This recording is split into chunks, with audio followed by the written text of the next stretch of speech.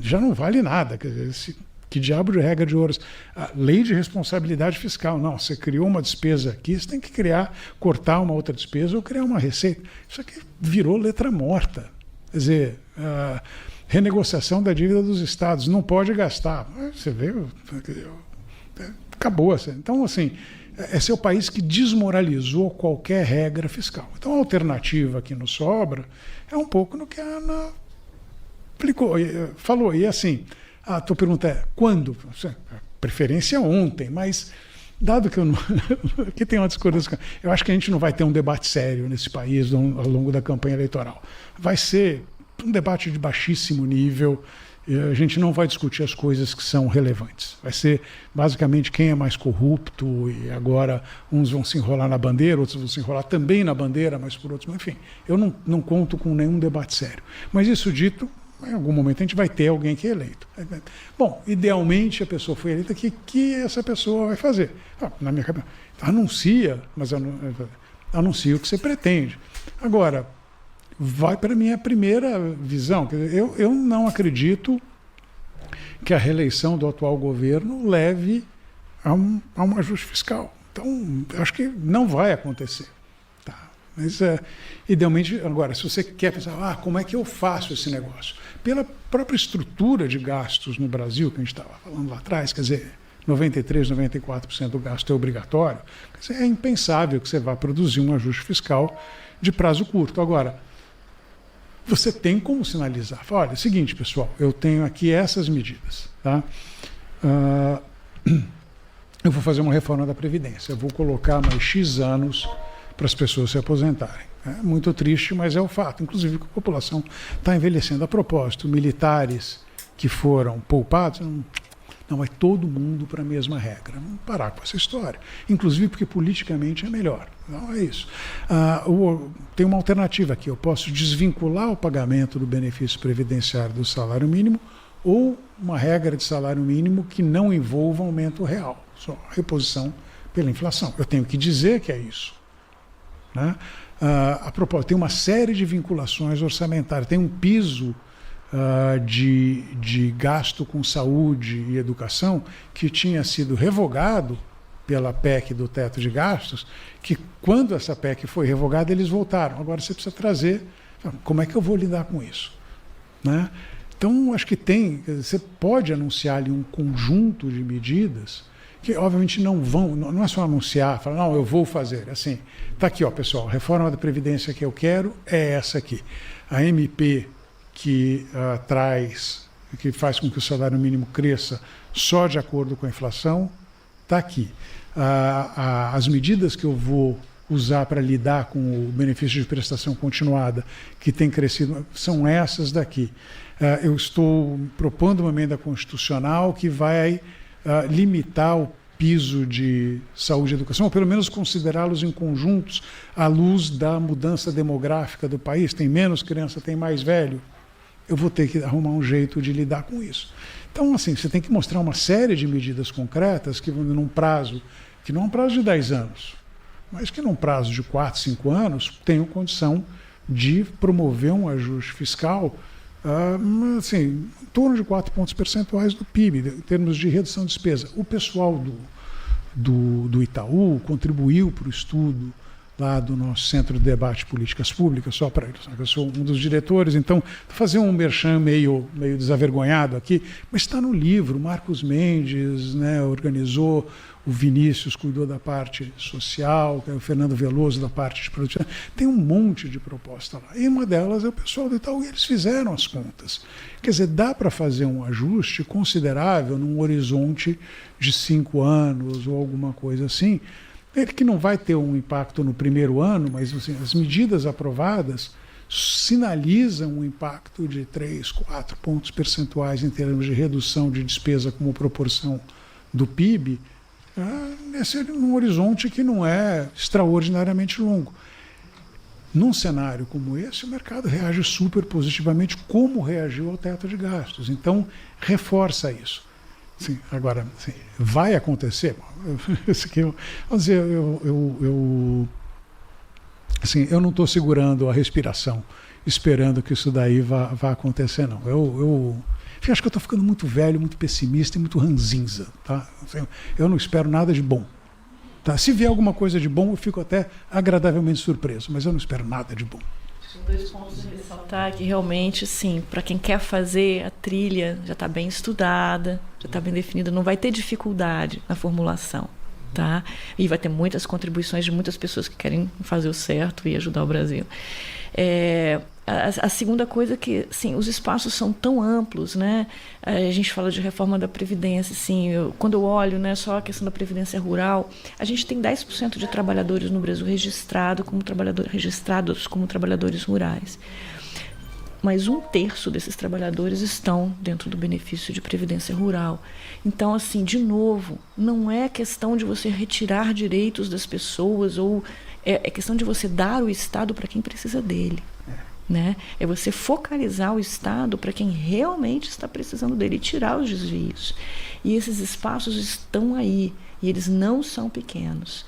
É a gente fazer mais justiça por meio de uma política pública que vai ser mais eficiente, vai fazer o Brasil crescer mais. A gente deveria poder saber comunicar melhor isso.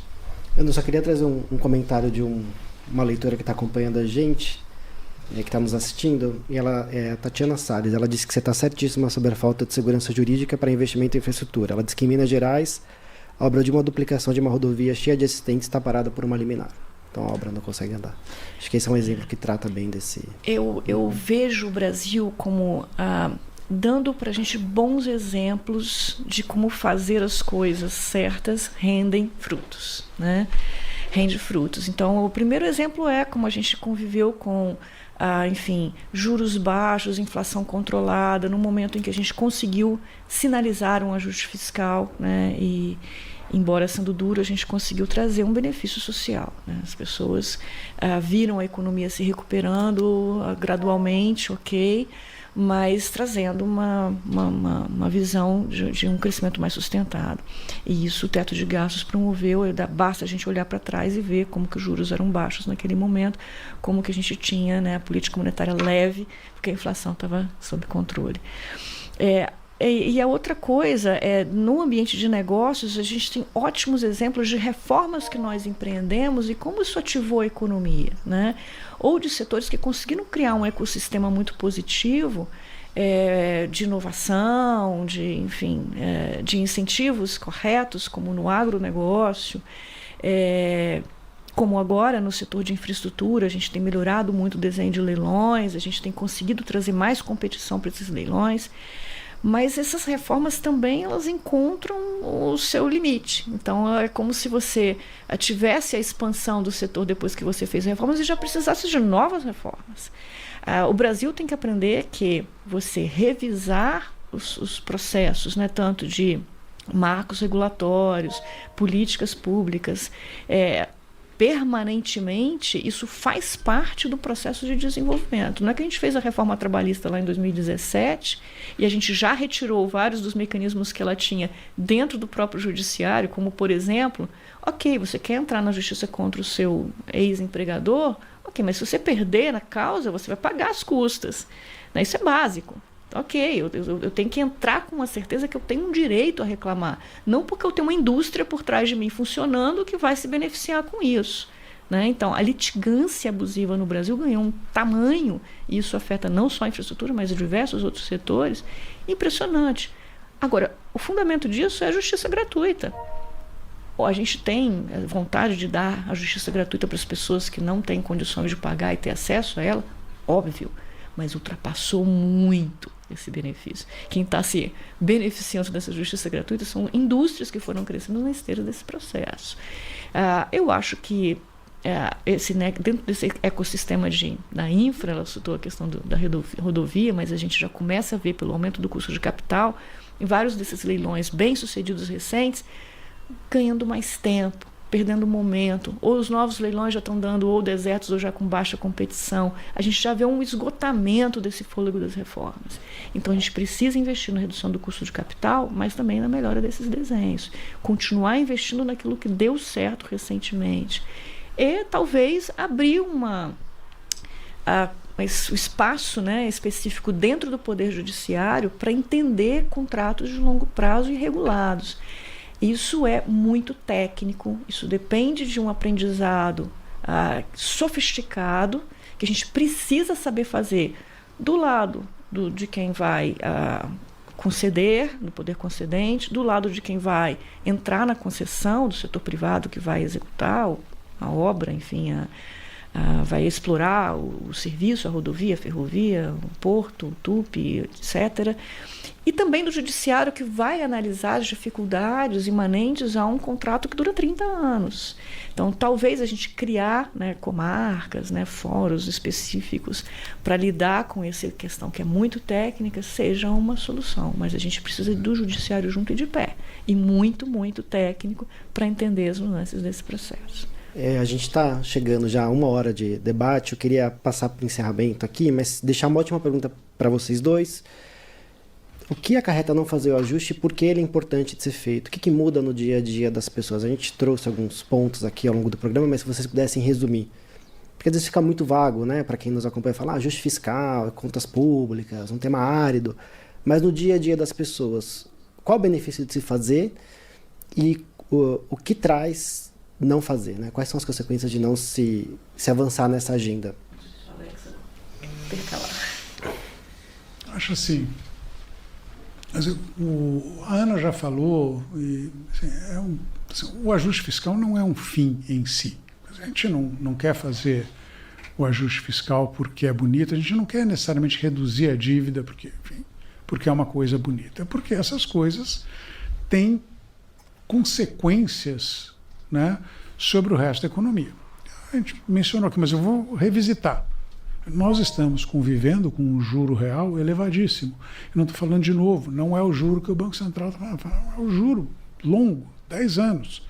O Tesouro teve que parar de colocar título longo porque ele não tem condição de arcar com pagar inflação mais 8,5%, que é insustentável. Ele não tem condição de fazer isso, né? Mas é isso que as pessoas... Quer dizer, se você quer demonizá-las, você chama de rentistas, se você quer santificá-las, chama de poupadores, mas, em última análise, é quem tem recursos que pode emprestar para o governo.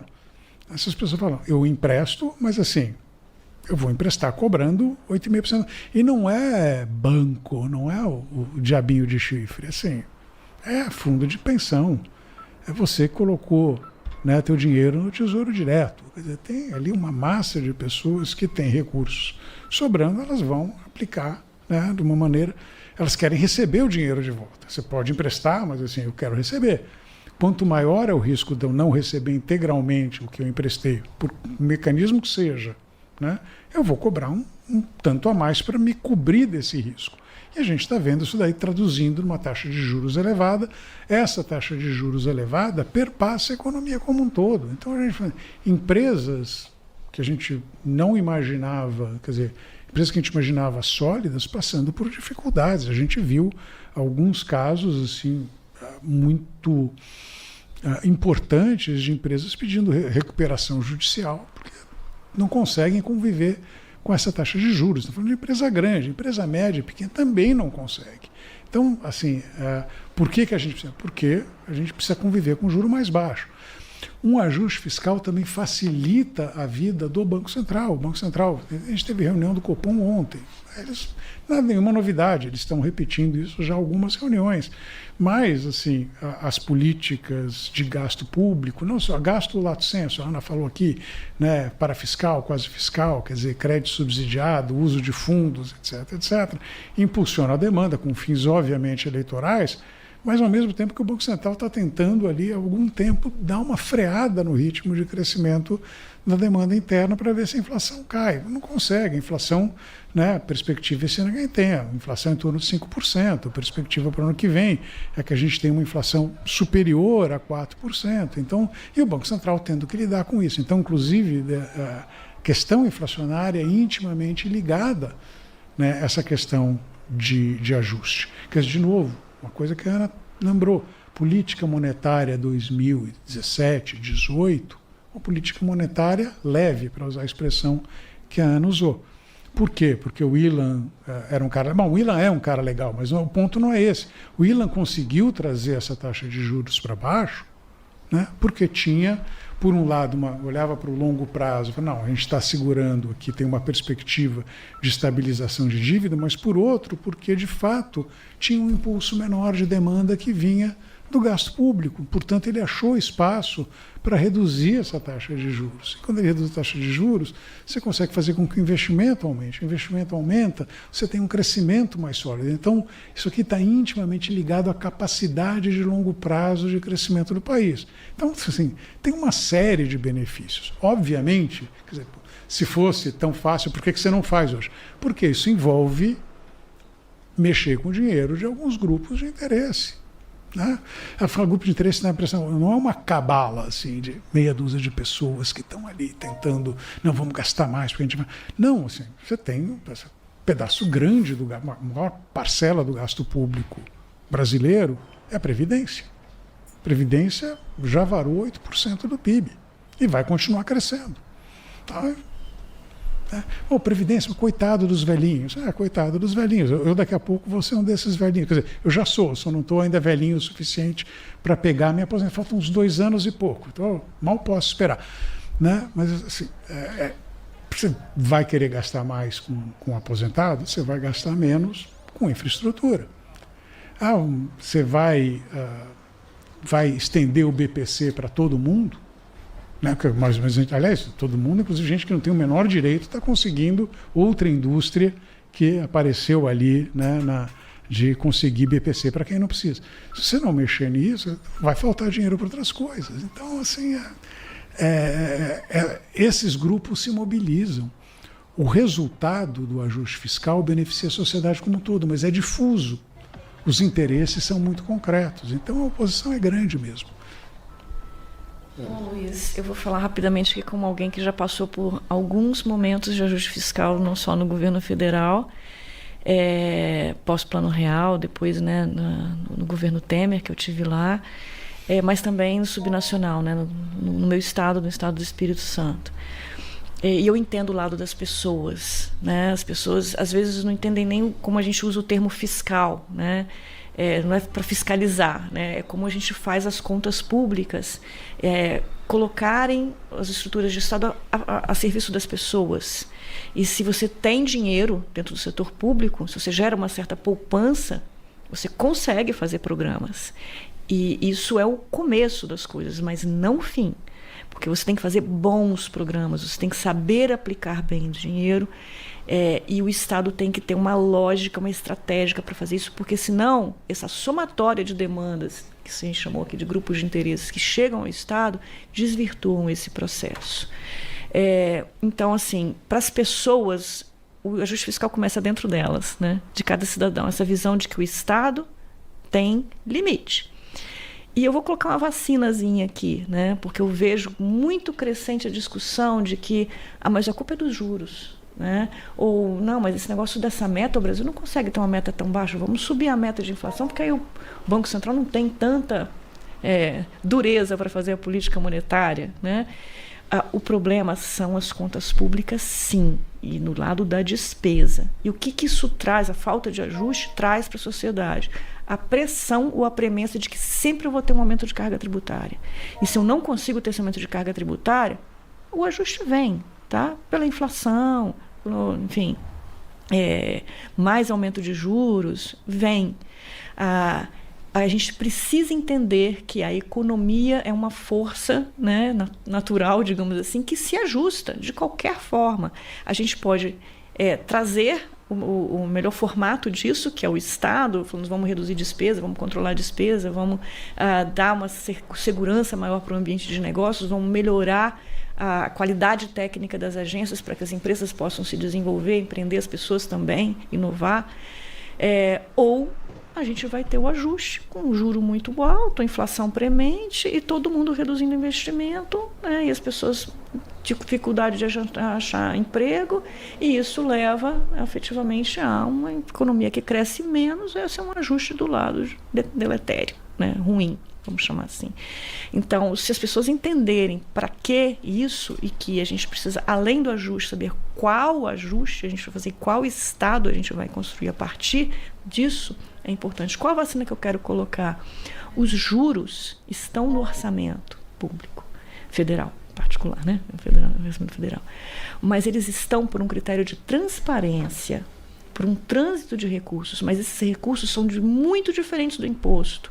O imposto é um dinheiro que a sociedade já deu para o Estado. Ele é do Estado, ele é público. O juro é privado. Ele só transita ali porque, enfim, você capta, né, e faz a rolagem por um critério de transparência, você coloca ele dentro de uma peça orçamentária. Mas ele não é dinheiro público, ele é dinheiro dos poupadores. E esses poupadores, 95% da dívida, são poupadores brasileiros. São os trabalhadores brasileiros dos fundos de pensão ou investidores em diversos negócios novos que estão surgindo no mercado de capitais.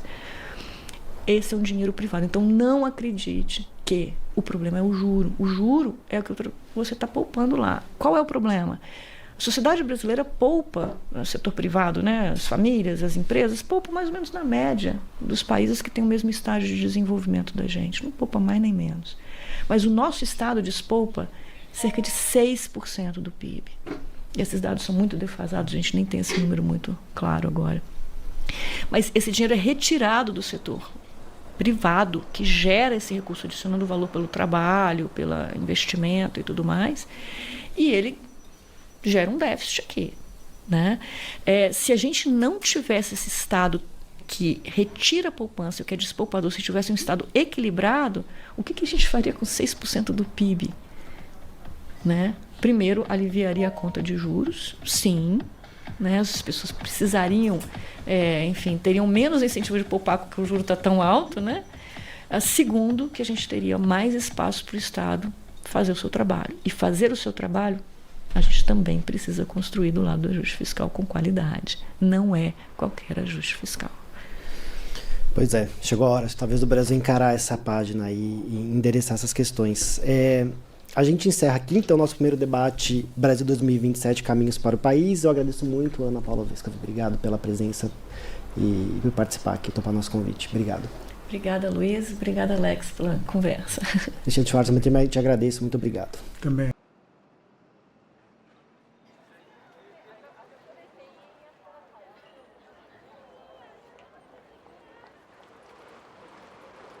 Estamos de volta para receber um convidado muito especial. Conversamos a partir de agora com o economista e ex-presidente do Banco Central, Armínio Fraga.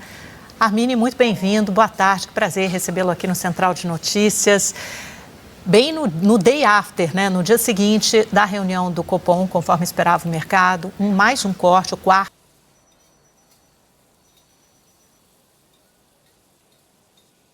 Eu encontrei um canal no YouTube que faz R$30 mil por mês, sem mostrar o rosto.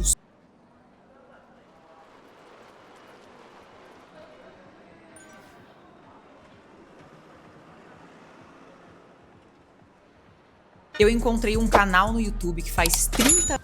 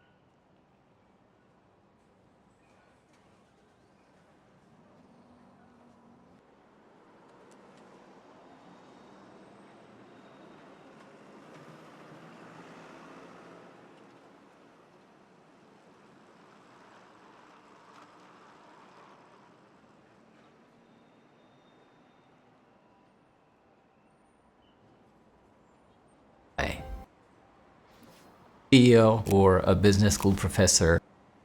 This book changed the way I make decisions. It didn't come from a CEO or a business school professor or a billionaire investor. It came from Annie Duke, a world-class poker player who spent 20 years at the table and won millions. Now, poker is interesting because that's where you can make a right decision and still lose money. You can make a terrible decision and still be rewarded. So you never know for sure whether you're smart or lucky or just emotional. That's why thinking in bets matters. Because your career, your money, your relationships, your biggest life choices work the same way.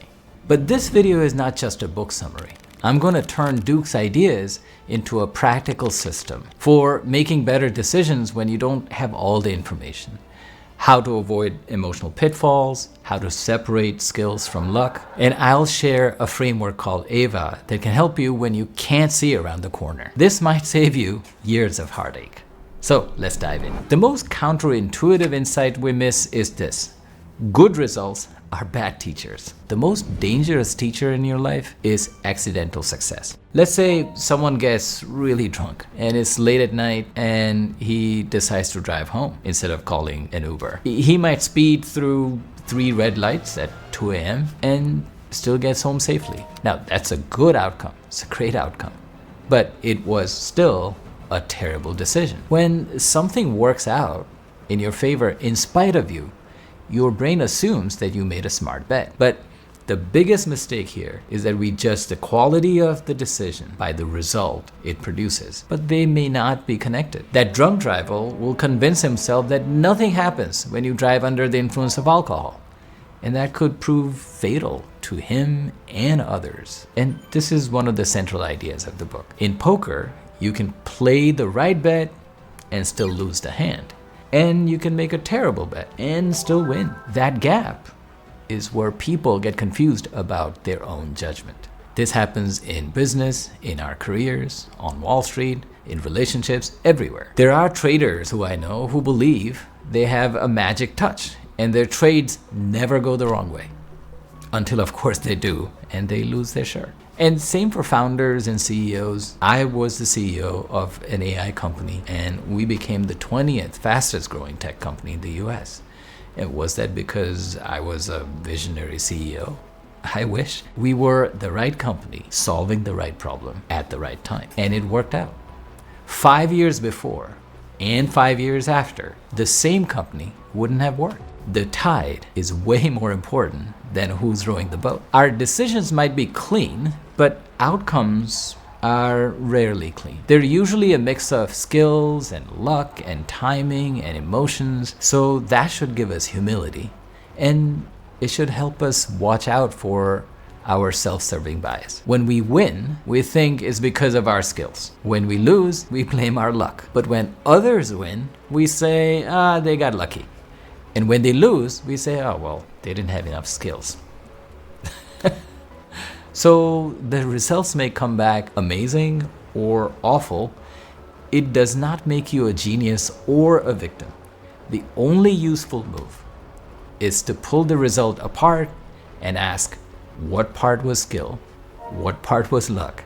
And what can I do better next time? These questions sound pretty simple, but they're so hard to put in practice. So let's first figure out how our skills and luck get tangled up when we make decisions. That's where we'll find our first tool for decision making. That's where we go next. A few years ago, I had a choice between 2 paths. One was a CEO role at a very, very cool tech company. It was a startup. We'll call it Company A. There were about 150 people growing fast. I had been at the CEO chair before, so it felt right. The board and I had many conversations. The chairman already had sent me the offer with compensation and equity, all of that stuff. And then, just before the day I was about to sign, another option showed up. It was a C-level role at a company B. Now that company was a public company, much bigger, with a very strong market position and already worth about $10 billion and counting in market cap. And I loved the CEO. I loved the mission. So I went through my decision framework carefully and thoughtfully, and I ended up choosing Company B. In the next few years, Company A surprisingly faced tremendous growth challenges. It eventually had to shut down, but Company B's stock went through the roof. ended up choosing company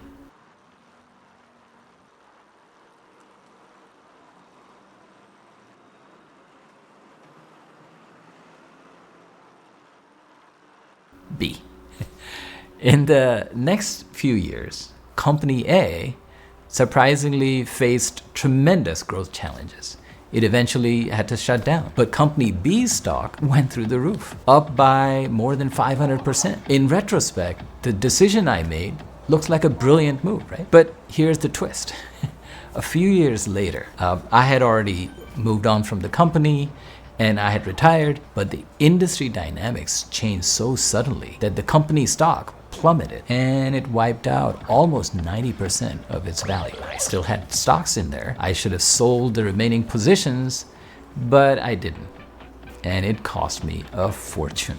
And this is the heart of what Annie Duke teaches in Thinking in Bets. You can play a hand with perfect skills and get lucky and still lose. We have to get ruthless about separating what is skill and what is luck. So let's unpack my decision process the way she would. The first decision to choose Company B was a skill. I suppressed my ego, I didn't get seduced by the CEO role, and made the right choice.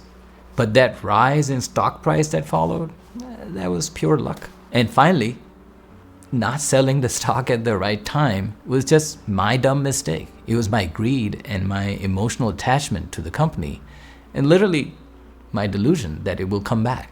It wasn't some bad luck, it was just a dumb mistake. So this has happened to me many times, and it will happen to me again. And if you are ambitious enough to play the high-stake games, it will happen to you too. So here's the tool. Don't ask, was I skilled or lucky? Because you're most likely both. And also because your self-serving bias has already rigged that answer. Picture someone else making the same exact move and then put them on a dial from pure luck to pure skill. 90-10, 50-50, that's the most honest number you can come up with. Your job is not to look back and beat yourself over the luck you couldn't control or the skills you had or you didn't have. Your job is to audit the process, learn the lesson, and get ready for the next bet. And more importantly, know when to fold. That was my mistake. I didn't get out on time. And by the way, if you like reading more about tools and frameworks like these, you can subscribe to my newsletter as well. I write it every Tuesday. One insight, one tool, one practice. The link is below and it's totally free. The key takeaway is this. Sometimes the same decision can be smart or lucky or foolish at different points in your life story. That's life. So now some of you may say, well, then you have to wait until you have all the information. So then you'll know which one is which. Well, that's a fallacy, and we'll see why next. We keep waiting to feel certain before making big decisions. And that's why we wait forever. So in Thinking in Bets, Annie Duke makes a simple point. Every decision is a bet against the future. You're choosing between multiple futures you cannot fully see. A job, a house, a partner, a company. You're not supposed to know everything. If you knew everything, it wouldn't be called a bet. You never have perfect information. Also, having more information doesn't always help. A Columbia researcher named Sheena Iyengar found something very interesting in a grocery store. She set out a table with 6 jams to taste. Next weekend, she came back to the same station, set up the same table, but put out 24 jams for people to taste. The bigger display and more options attracted more people to the table. But when it actually came time to buy, the people who saw 6 jams bought more than the people who saw 24. More information and more options didn't give them more certainty to buy the product. It just made the decision harder. Sometimes more information can feel safer, but most of the time it's just causing analysis paralysis. It's just another excuse not to move forward.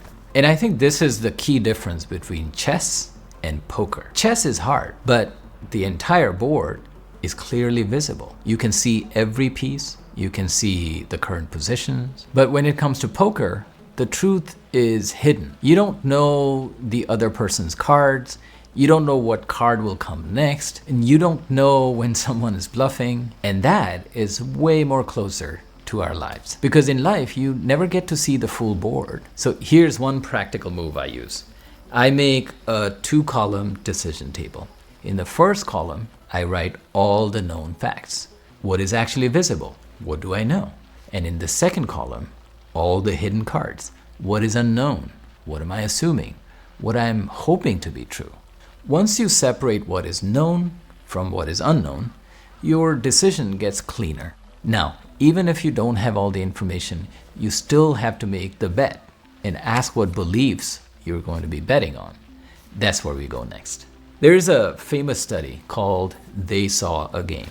There are 2 universities, Dartmouth and Princeton. They're both in Northeast America. Researchers had students from both universities watch the same football game. Their own universities were playing against each other. Same place, same penalties, yet Dartmouth fans swore Princeton played dirty. And Princeton fans saw the exact opposite.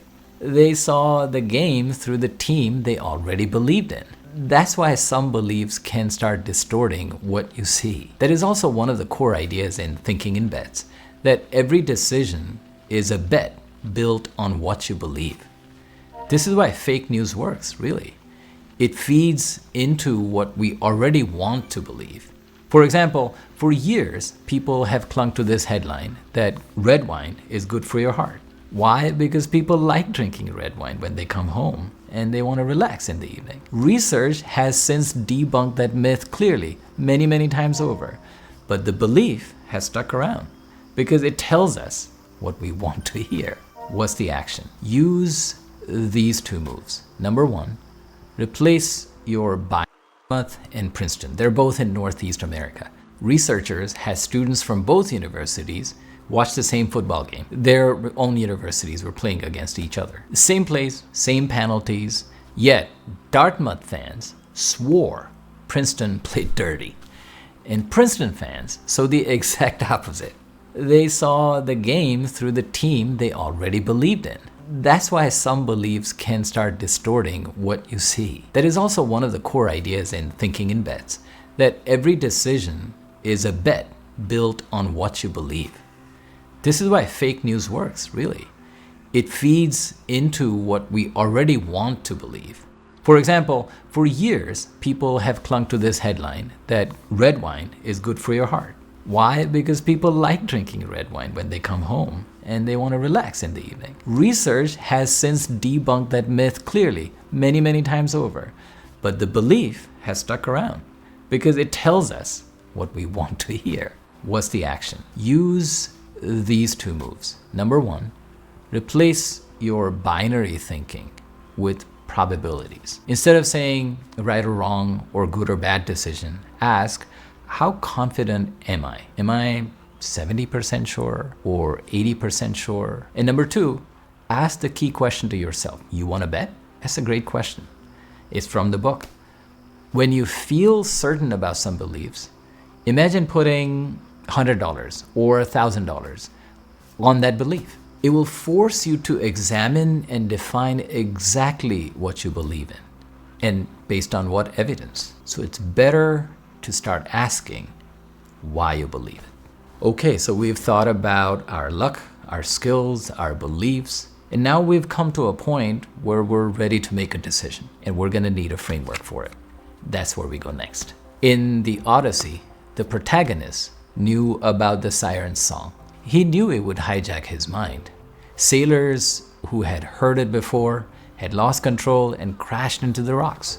So, before he heard those songs, while his head was still clear, he asked his crew to tie him to a ship's mast and ignore anything he said once the song began. Today, psychologists call it the Ulysses contract, a rule your present self makes to protect you from your future self. The book gives us the same type of principle. But we have to go beyond the book now and build our own practical framework to put that advice into action. This is where I use a decision-making framework I call AVA, Expected Value Analysis. Emotions can have a seat at the table, sure, but Ava gets the first vote.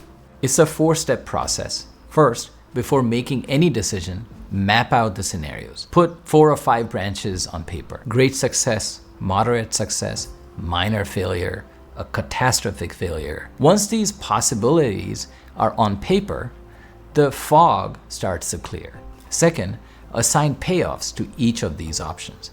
Put a dollar figure on each branch. How much will your gain be if it's a success? How much will you lose if it's a failure? And by the way, you don't have to value your payoffs in terms of hard cash. Include whatever matters to you. Your time, your reputation, your health, impact on your family, anything. And third, assign the odds. Give each branch a probability score. What is the likelihood of that outcome happening? Do it based on the information you have today. And the fourth and final step is to calculate the expected value, which is to multiply the payoff by the probability. The evaluation process is more important than the actual numbers because you can stress test all the scenarios, look at the worst case scenario, figure out once you put the numbers down, imagine it's 12 months out from now and everything has failed completely. You can write down your version of how it failed and what happened. When you script that detailed disaster story before it has happened, your brain builds the exit ramps before the crash ever occurs. That is the point of Ava. It doesn't make your decision certain. It helps you understand why it's uncertain. And it helps you manage the most dangerous side effect of your decision. And that's where we go next. In poker, there is a condition called tilt. It's the exact moment your last hand completely infects your next move. You play a hand correctly, lose anyway, and your anger and your fear and your frustration and your wounded pride, all of them take over. Or the exact opposite might happen too. Ava expected those songs. While his head was still clear, he asked his crew to tie him to a ship's mast and ignore anything he said once the song began. Today, in the Odyssey, on that belief. It will force you to examine and define exactly what you believe in and based on what evidence. So it's better to start asking why you believe it. Okay, so we've thought about our luck, our skills, our beliefs, and now we've come to a point where we're ready to make a decision and we're gonna need a framework for it. That's where we go next. In the Odyssey, the protagonist knew about the siren's song. He knew it would hijack his mind. Sailors who had heard it before had lost control and crashed into the rocks. So, before he heard those songs, while his head was still clear, he asked his crew to tie him to a ship's mast and ignore anything he said once the song began. Today, psychologists call it the Ulysses contract, a rule your present self makes to protect you from your future self. The book gives us the same type of principle. But we have to go beyond the book now and build our own practical framework to put that advice into action. This is where I use a decision-making framework I call AVA, Expected Value Analysis. Emotions can have a seat at the table, sure, but AVA gets the first vote. It's a 4-step process. First, before making any decision, map out the scenarios. Put 4 or 5 branches on paper. Great success, moderate success, minor failure, a catastrophic failure. Once these possibilities are on paper, the fog starts to clear. Second, assign payoffs to each of these options. Put a dollar figure on each branch. How much will your gain be if it's a success? How much will you lose if it's a failure? And by the way, you don't have to value your payoffs in terms of hard cash. Include whatever matters to you. Your time, your reputation, your health, impact on your family, anything. And third, assign the odds. Give each branch a probability score. What is the likelihood of that outcome happening? Do it based on the information you have today. And the fourth and final step is to calculate the expected value, which is to multiply the payoff by the probability. The evaluation process is more important than the actual numbers because you can stress test all the scenarios, look at the worst case scenario, figure out once you put the numbers down, Imagine it's 12 months out from now and everything has failed completely. You can write down your version of how it failed and what happened. When you script that detailed disaster story before it has happened, your brain builds the exit ramps before the crash ever occurs. That is the point of AVA. It doesn't make your decisions certain. It helps you understand why it's uncertain. And it helps you manage the most dangerous side effect of your decision. And that's where we go next. In poker, there is a condition called tilt. It's the exact moment your last hand completely infects your next move. You play a hand correctly, lose anyway, and your anger and your fear and your frustration and your wounded pride, all of them take over. Or the exact opposite might happen too. You win so big and you start betting like you're invincible. And both extremes are illusions. This is one of the book's key messages. And here's where the biggest trap is. When you start tilting, it is obvious to everyone else, but it's invisible to you. Because tilt serves you a very toxic self-punishment. When you fail, you start thinking, why do I always screw things up? And you're locked into that world. You can't see outside of it. And that is one of the biggest enemies of making great bets: regret. That's what keeps the last hand alive inside the next one. But regret after a loss is part and parcel of how we all feel as human beings, right? There is nothing you can do to change what was gone, what is lost. But regret should heal, not harm. If you lose money, it doesn't mean you get out of the market just when it's recovering. I've done that. If you get fired, it doesn't mean you stop applying to the next amazing job. I've done that too. If someone breaks your heart, it doesn't mean you stop believing you could be loved again. This happens to all of us. But this is where we have to go beyond the book. The real lesson is not about card games. It's about realizing that outcomes can lie to you, your beliefs can distort you, and your past regrets can paralyze you.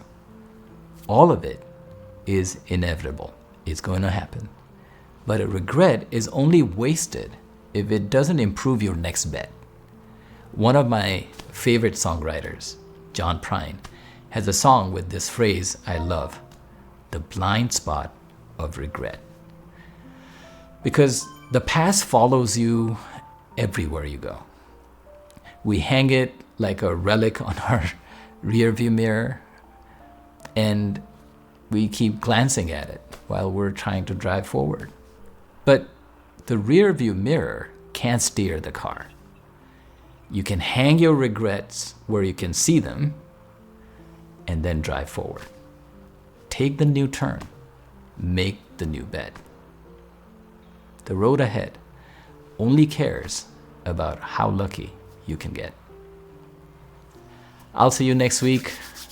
Thank you, and I love you. Está no maior patamar desde abril de 2021 e não há sinalização de que essa dívida vai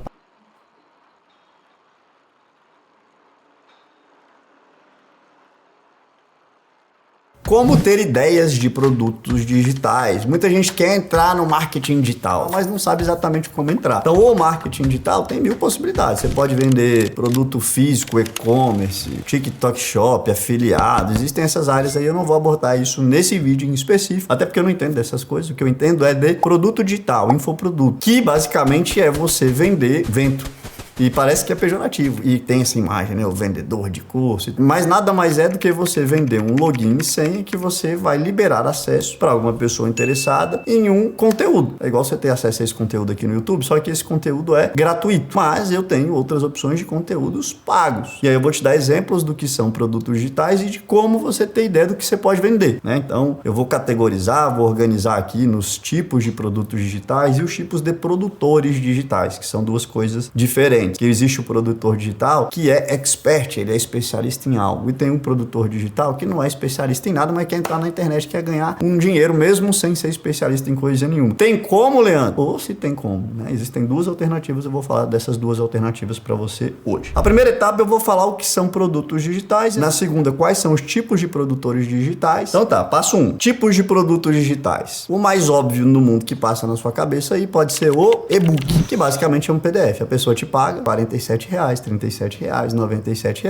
e você libera um PDF para essa pessoa. Leandro, PDFs não são vendidos hoje em dia porque existe ChatGPT e todo o conhecimento do mundo tá lá? Não é verdade. Hoje, na Hotmart, mais de 100 mil PDFs são vendidos por dia. 100 mil, todo dia. Então é absurdo o volume de pessoas comprando PDF. Em vários nichos, de gastronomia, todo dia alguém compra livro de receita, livro de gastronomia, livro de precificação. Concurso público, é gigantesco a quantidade de gente que vende mapa mental, porque é muito único, é a forma como eu estudei e eu organizei. O ChatGPT pode organizar de uma maneira boa, inclusive, mas eu quero saber o jeito que a Laura Amorim fez. Ela tem o Mapas da Lu, por exemplo, e ela vende literalmente milhares desses PDFs todos os dias, né? Essa aqui é outra, que é a Bruna, rainha da Air Fryer. Ela vende PDF com receitas para você fazer na sua Air Fryer. Ah, Leandro, isso não vende porque se eu pedir pro ChatGPT tem, mas eu gosto da Bruna, das receitas da Bruna, do jeito que a Bruna faz. Essa outra mentorada, Mariana Thalita. Tá aqui, ó, você clica nos links dela, vida saudável organizada, vai estar aqui, livro digital, saladas gostosas. Você clica aqui, ó, quero minha salada gostosa, ela explica e vende, né? Então esse é um tipo de produto digital, e-book. O outro mais óbvio do mundo é curso. Ah, Leandro, curso não é vendido. Ou se curso não é vendido, é muito vendido. Curso sempre na história da humanidade foi muito vendido.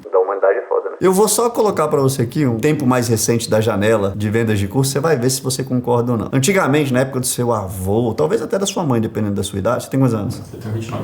29, talvez da sua mãe, sua avó com certeza. Ela tinha que fazer curso. Era de quê? De datilografia. Senão ela não estava no mercado de trabalho. Ela tinha que aprender a digitar. Aí foi ficando um pouco mais moderno, né? Vieram os computadores, tinha que fazer curso de quê? De computação, para mexer no computador. Aí veio a Microsoft, criou várias coisas e tal. E aí a gente tinha que fazer curso de quê? Era a época da Microlinks. Nem sei se existe ainda Microlinks. Mas tinha que fazer curso de quê? Pacote Office. Você tinha que aprender Excel, Word, PowerPoint. Hoje em dia parece que as crianças saem de fábrica sabendo Word. Não sei como é que é, né? A gente tinha que aprender agora, né? Só que esses cursos, cara, não sei se você sabe como é que era a Microlinks. Você saía da sua casa, pegava o seu carro, ia até um lugar, tinha um monte de computador e você assistia lá os cursos da Microlinks. E aí você ficava um monte de gente aprendendo o Excel, olhando um professor presencialmente. Aí vieram os produtos digitais, que é o que você tá aprendendo aqui. E aí agora, qual é a nova Microlinks? Que agora a pessoa vai da casa dela, a hashtag treinamentos, sou eu, né? E são os meus alunos que eles vão lá e criam vários cursos. Então, se você é da área da medicina, cara, tem um monte de gente fazendo curso para passar em residência, para aprender a vender mais, para melhorar o seu próprio marketing, precificar, né? Esses cursos todos, a faculdade não consegue abranger tudo isso dentro do estudo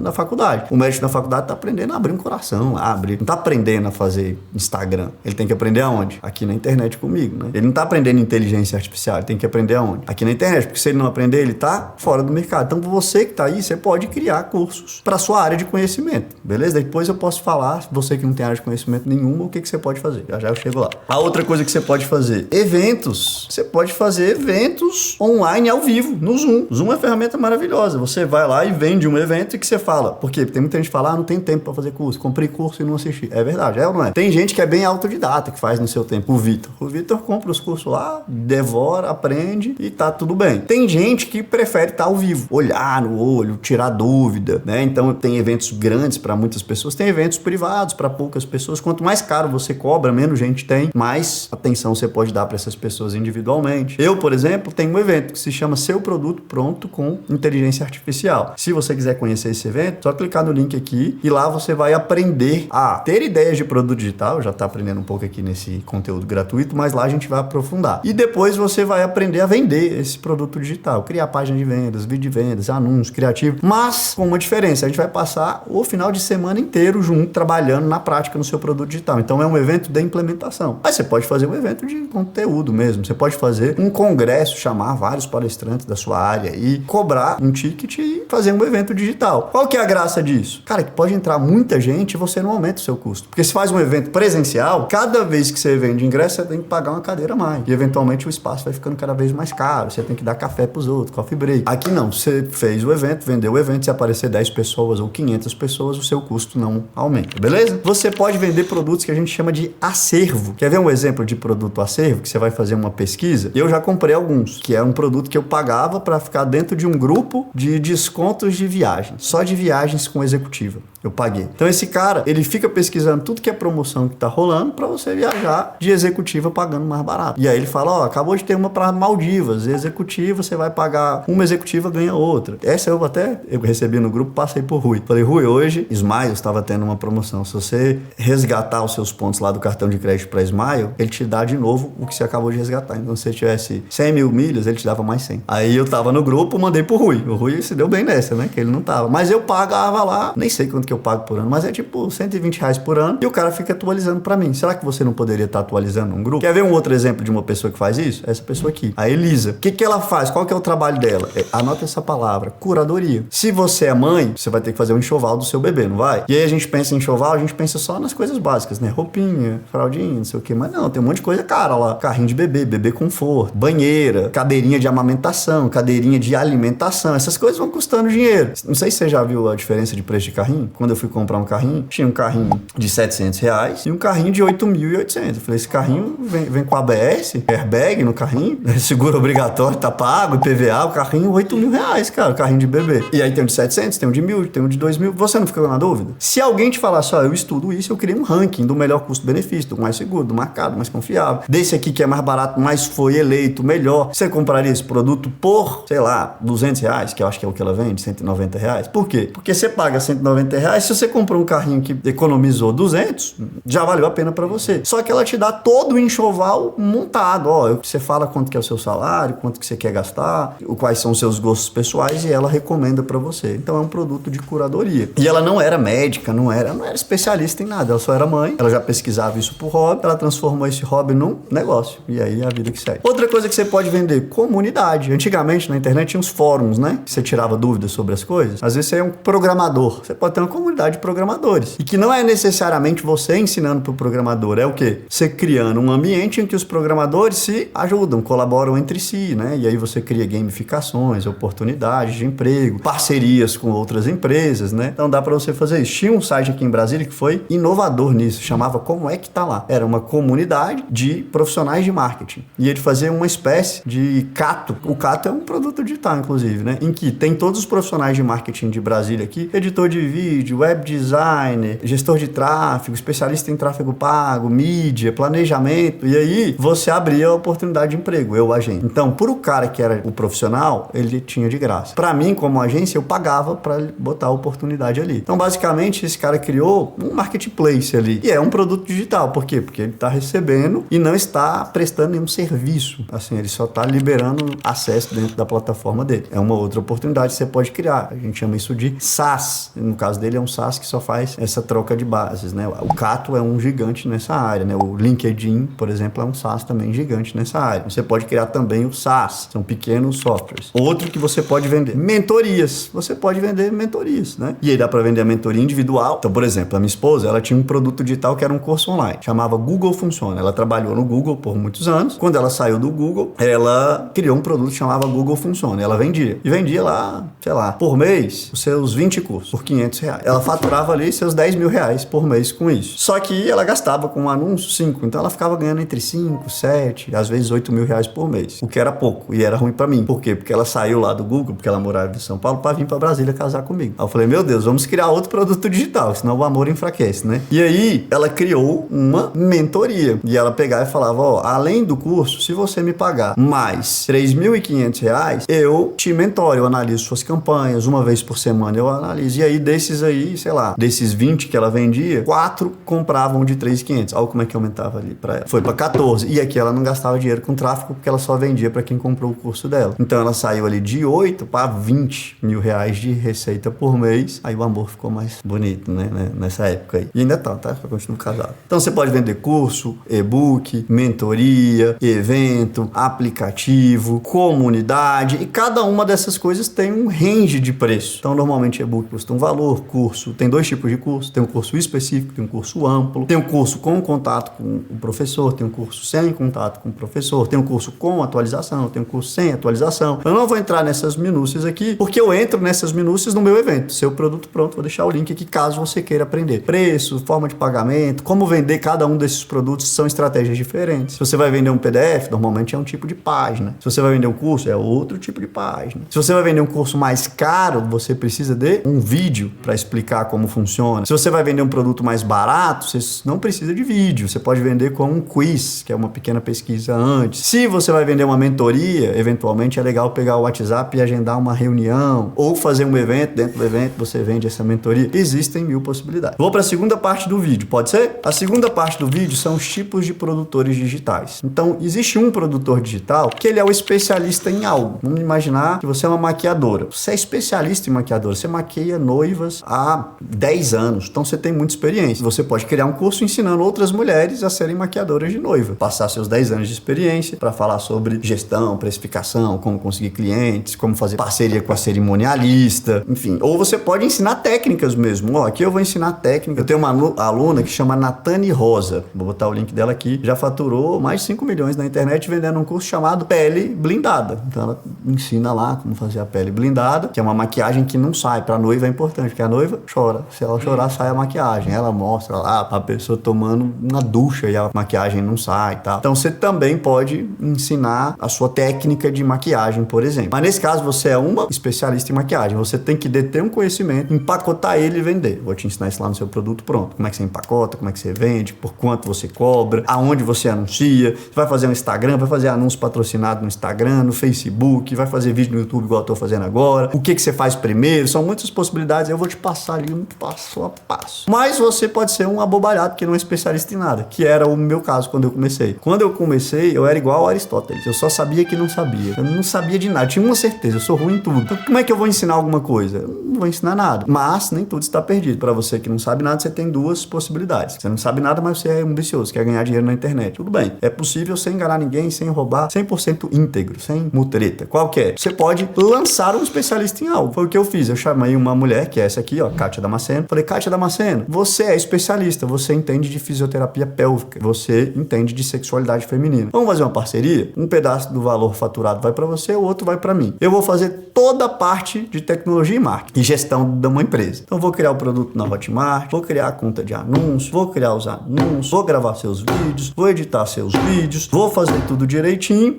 e vou botar para vender. De tudo que vender, uma parte é sua, outra parte é minha. Topa? Que a Kátia falou? Topo. Fizemos juntos e ganhamos bastante dinheiro. E eu fui super sincero com ela, inclusive, quando eu comecei. Eu falei, ó, nunca fiz isso. Não sei se vai funcionar, mas eu tô disposto a aprender e a gente vai aprender junto. Muitas vezes as pessoas mentem. Nossa, porque eu sou bom. Eu fui transparente. Sabe o que ela falou? Beleza, vamos nessa junto. E a gente foi, vendeu muito e deu tudo certo. Você pode fazer exatamente a mesma coisa. Só que você vai ter que estar disposto a aprender. Nesse processo eu errei e acertei muito. Então, primeira coisa, você pode lançar uma pessoa. Quem que você pode lançar? E eu vou te dar uma dica. Bons especialistas. Quando eu fui buscar, eu não busquei uma pessoa qualquer. Eu busquei uma pessoa que eu sabia que era boa, que era fisioterapeuta, que era formada, que entendia do assunto, que já dava palestras aqui em Brasília. Ela não era famosa demais, hoje ela é, né? Mas na época ela já tinha alguma credibilidade local aqui em Brasília. Por isso que eu busquei ela. Mas você pode lançar pessoas conhecidas, né? Você pode lançar a sua esposa, seu marido, seu médico, seu advogado, seu nutricionista, seu professor de piano, seu professor de música, seu professor de artes marciais, seu personal trainer. Ou você pode fazer igual eu, buscar em algum lugar, na internet. Procura bons especialistas em alguma coisa. Um segredo que eu acho legal, autores de livros. Vai na livraria ou então procura na Amazon. Quem são os autores? Entra no Instagram dele. Eu faço o contrário do que todo mundo... Essa é uma boa dica. Faça o contrário do que todo mundo tá fazendo. Todo mundo busca onde? No Instagram quem? Quem tem muito seguidor, porque acho que vai ser mais fácil. Só que é mais difícil. Por quê? O cara que tem muito seguidor, tem um monte de pela saco querendo trabalhar pra ele. E aí ele fica muito bem posicionado na negociação. Vai no autor de livro, por quê? O cara escreveu um livro. Ele não é um bobalé, concorda? E aí vem o que depois? Eu entro no Instagram dele. Se o Instagram dele for uma bosta, melhor coisa do mundo.